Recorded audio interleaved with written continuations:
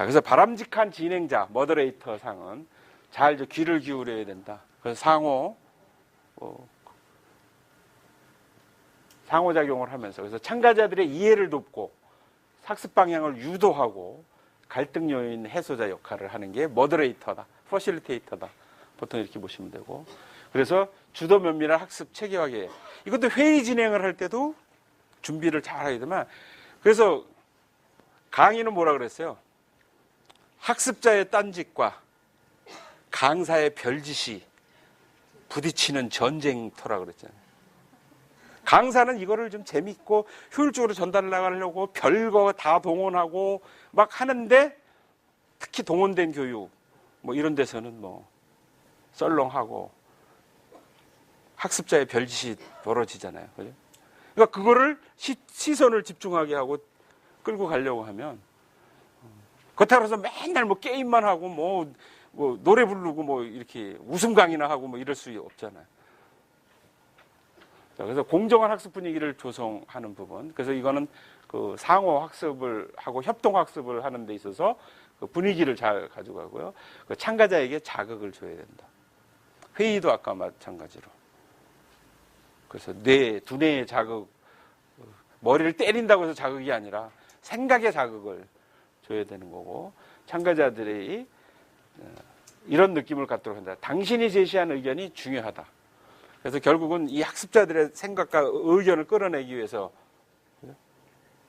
설사 주제에 벗어나 틀린 얘기를 했다고 하더라도 말해준 것만도 고마운, 의견이 중요하고 당신이 학습 구성원으로, 그래서 우선 믿고 맡기고 그들이 논의하고 결정하고, 거기에서 이제 약간 보조 역할, 피드백을 좀 해주는 게 머더레이터의 역할이죠. 그래서 교사, 그러면 우리는 칠판 앞에서 뭐 설명을 하고, 흔히 이제 입시 위주의 막 그래서 가리키고 막 하는 게 아니라, 민주 시민교육이나 이런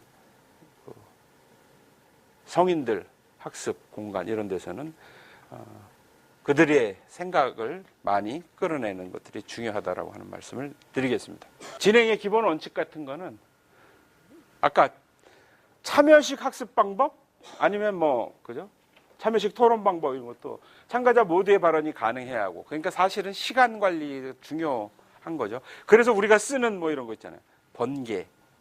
아주 키워드, 핵심 키워드만 딱 해야지, 예시를 들고 예정을 들고 뭐 막 부연 설명을 하고 하면 너무 지겨워서 많은 사람이, 그리고 이런 참여식 학습 방법은 소집단 30명 넘으면 대규모 교육이라고 보셔야 돼요.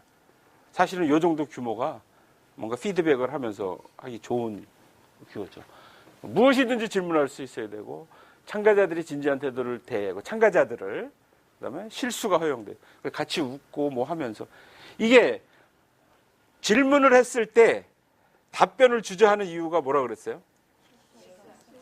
네. 실수할까봐. 틀린 말을 대답하면 주변 사람이 나를 어떻게 볼까, 창피해서. 그래서 그냥 자기 의견을 자연스럽게 표현하면 되는 건데, 저 선생님이 나한테 어떤 의도를 가지고 이 질문을 했지? 이 생각을 막 하고, 혹시 내가 지금 말하려고 하는 게 저 질문자의 의도와 다르거나 뭔가 정답이 아니면 얼마나 창피해. 이런 것 때문에 자꾸 주저하게 되는 거잖아요. 그러니까 그걸 좀 편안하게 할 수 있도록, 실수도. 그다음에 참가자의 경험을 토대로, 이거는 뭐 근기설법 하듯이 대상자. 제일 어려운 게 노인정 가서 할머니 할아버지들과 얘기하는 거. 그보다 더 어려운 거는 초등학교 애들.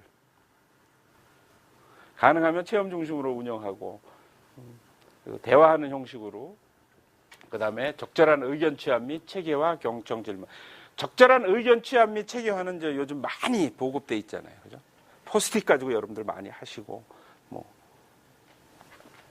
분위기 조성과, 자, 그 다음에 학습 방해 요소를 고려.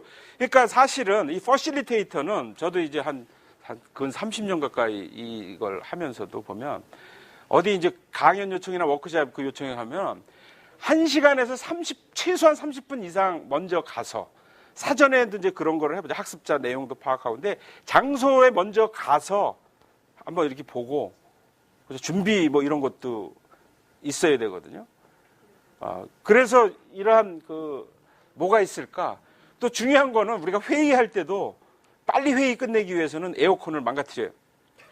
더우니까 빨리 끝내고 가게 하거나 춥거나 뭐 그것도. 근데 우리가 뭔가 논의를 해야 되는데 저런 거 소음 뭐 막 빗서부터 뭐 여러 가지가 엉망진창이 되면 회의도 짜증스럽고 막 안 돼요. 학습도 그렇고. 그래서 그런 것들도 정말 냉난방서부터 뭐 이런 것까지도 다 봐야 되는 거죠. 그다음에 소집단 학습의 활성화. 효율적인 진행을 위해서 분임별로 그러한 방법들은 뭐 수십 가지가 있는 거고 요건에 맞춰서 배워가는 거고요. 자, 그래서 오늘 많은 얘기를 했어요. 자, 그럼 또 점검. 오늘 얘기한 것 중에 기억에 남는 거는 번개, 리더십과 커뮤니케이션, 또 진행자의 자질. 진행자의 자질. 예, 그거는 자꾸 연습하고 하면 충분히 경험만이 이건 얘기할 수 있는 거예요. 누가 왜? 회의는 누구와 왜의 결합이다. 중요한. 근기설법. 불교하세요? 근기설법 중요한 거예요. 의사소통을 기반으로 네. 다른 사람들에게 영향력을 끼치는 그렇죠. 리더십은 영향력이고 영향력 행사는 커뮤니케이션을 한다. 또 발신자와 수신자의 커뮤니케이션. 발신자, 수신자. 되게 복잡한 것 같죠? 순식간에 이루어지고 있잖아요. 그죠? 좋습니다. 근데 자꾸 연습이 필요한 거예요. 회의의 3대 요소. 회의의 3대 요소. 뭐죠? 테마와 참여자와 리더. 또 회의하기 전에는 예. 계획을 어느 정도 세워서 가는 게 중요하다. 예. 사전 준비, 시나리오와 그런 회의 계획을 갖추고 가야 된다. 그리고 메모할 수 있도록 꼭 그 책상 앞에다 놓고 체크해야 돼요. 네.